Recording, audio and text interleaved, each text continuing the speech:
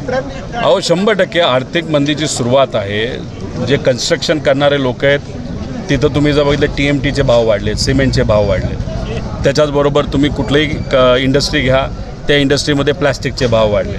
शेतकऱ्याला तुम्ही विचारा, तिथं खताचे भाव वाढलेले आहेत. दुसरा छोटा मोठा बिझनेस करणारे लोक, ॲल्युमिनियम वगैरे असेल, त्याचे भाव वाढले. त्यामुळे तो धंदा तिथं होत नाही आणि बऱ्याच ठिकाणी रॉ मटेरियलच पोचत नाही. छोट्या मोठ्या बिझनेसेस अडचणीत आलेत आणि जेव्हा हे छोटे मोठे बिझनेसेस अडचणीत येतात, जेव्हा सर्व्हिस सेक्टर अडचणीत येतं, तेव्हा आर्थिक मंदी 100% येऊ शकते.